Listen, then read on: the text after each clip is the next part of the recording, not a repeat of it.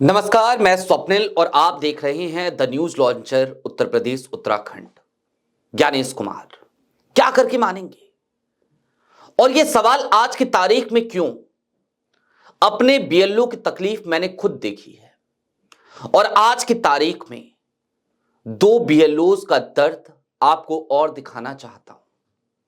जरा सोचिए, एक बीएलओ अपनी जान दे देता है और जब जान देता है तो उससे पहले अपने पिता को फोन करता है और यह कहता है कि उसके ऊपर दबाव बनाया जा रहा है, ओबीसी वर्ग के वोट काट दो, जनरल कैटेगरी के यानी कि सामान्य वर्ग के वोट जोड़ दो।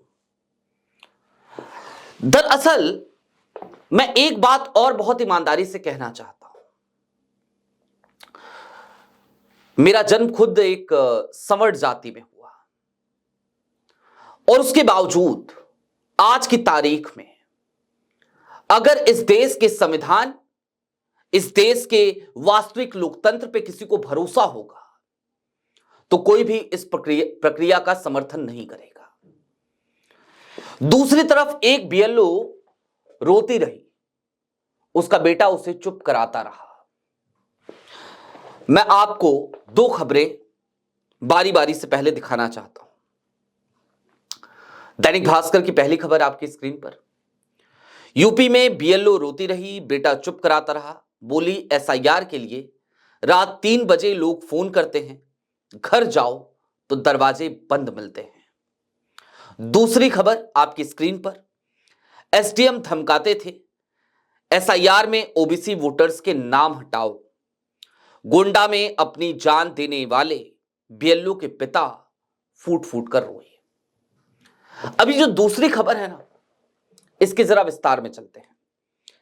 आपकी स्क्रीन पर उसी बीएलओ के पिता का एक बयान है। बेटे ने मरने से पहले फोन पर बताया था कि एसडीएम और बीएलओ उसे प्रताड़ित कर रहे हैं। वीडियो उस पर मतदाता पुनरीक्षण कार्य में बैकवर्ड लोगों के नाम काटने और जनरल कैटेगरी के लोगों के नाम जोड़ने का दबाव बनाया जा रहा था। मना करने पर उसे सस्पेंड करने और गिरफ्तार कराने की धमकी दी जा रही थी। रात में बेटा फोन पर काफी रो रहा था। मैंने समझाया भी कि परेशान मत हो। सुबह 10 बजे पता चला कि उसने जहर खा लिया। यह कहते हुए गोंडा में जहर खाकर अपनी जान दे देने वाले बीएलओ टीचर विपिन यादव के पिता सुरेश फूट फूट कर रोने लगे। परिवार के लोगों ने उन्हें संभाला। विपिन एसआईआर में लगे थे। मंगलवार सुबह जहर खाने के बाद विपिन को गोंडा मेडिकल कॉलेज में भर्ती कराया गया, फिर वहां से लखनऊ केजीएमयू रेफर कर दिया गया। इलाज के दौरान उनकी मौत हो गई। यह विपिन का दर्द है। कौन है विपिन? इस देश का एक ऐसा नागरिक जिसकी जिम्मेदारी थी इस देश के उन बच्चों को पढ़ाना जो समाज की अंतिम पंक्ति में खड़े परिवारों से आते हैं। सरकारी अध्यापक थे।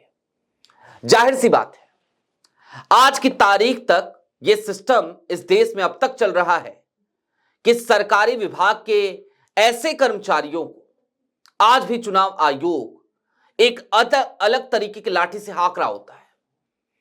विपिन ऐसे ही एक अध्यापक थे। जान देनी पड़ी क्योंकि प्रेशर था। आपकी स्क्रीन पर जो दूसरी खबर हमने दिखाई थी, अब जरा उसके भी विस्तार में चलिए। रात में 3 बजे लोगों की कॉल आती है। एसआईआर फॉर्म को लेकर सवाल पूछा जाता है। रोज 200-300 फॉर्म भरवाओ, फील्ड में जाओ, कई बार घर जाओ तो लोग दरवाजा नहीं खोलते। जो खोलते हैं वो कहते हैं तुम ही भरो, ये तुम्हारा काम है। ये दर्द सच्चा मित्र सिप्रा मौर्य का है। उन्हें बूथ लेवल ऑफिसर बनाया गया है। एसआईआर को लेकर संग्राम छिड़ा है। इसके काम में लगे गोंडा के टीचर और फतेहपुर के लेखपाल ने 25 नवंबर को अपनी जान दे दी थी। इन दोनों के परिवार वालों का आरोप है कि काम का दबाव था।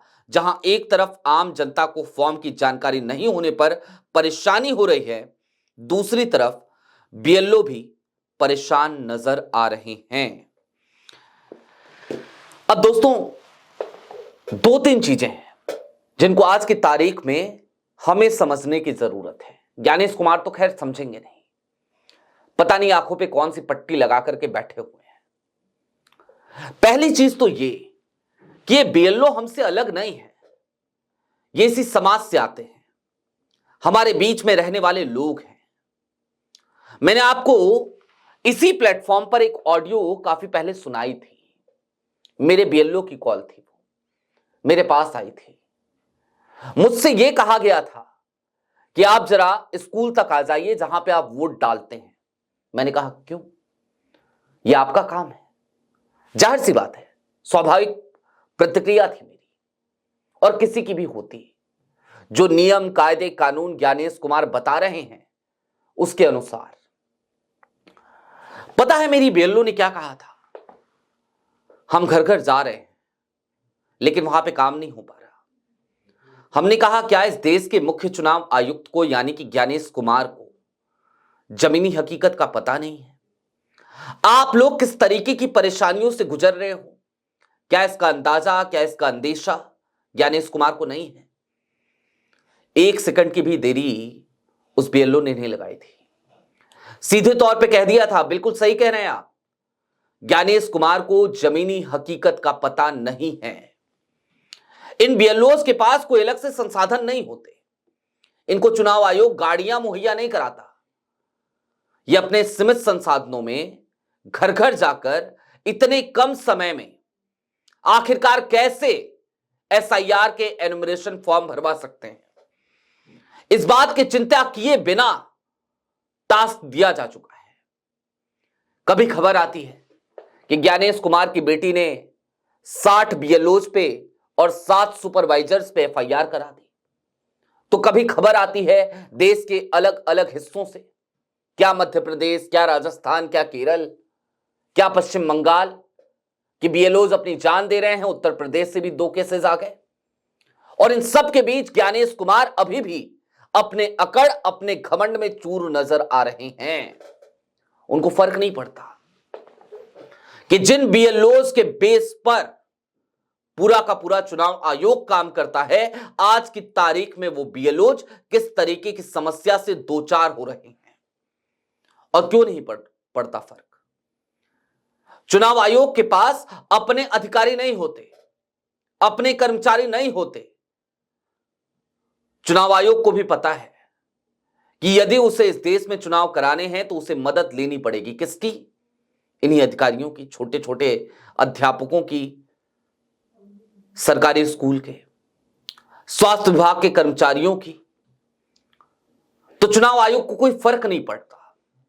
लेकिन ये 2 कहानियां जो आज की तारीख में उत्तर प्रदेश से निकली हैं, इनको देखने के बाद आज मैं आपसे एक अपील करना चाहता हूं, द न्यूज लॉन्चर के समझदार जिम्मेदार दर्शकों से, इस देश के जिम्मेदार नागरिकों से। इन बीएलओस की कोई गलती नहीं है। ये आज की तारीख में वो तमाम समस्याएं झेल रहे हैं जिसकी परिकल्पना आप नहीं कर सकते।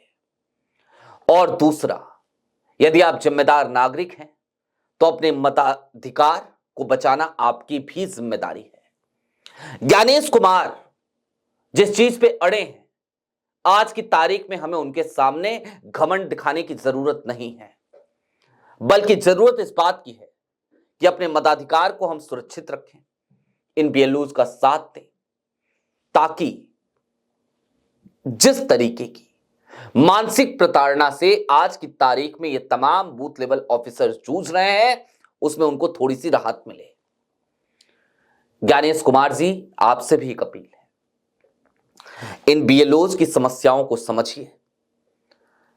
विपिन यादव अगर आज इस दुनिया से चला गया तो उसके पीछे एक परिवार था, उस परिवार को आपने अनाथ किया है। उसके पिता के वो आंसू ताउम्र आपके ऊपर कहर बनकर टूटेंगे।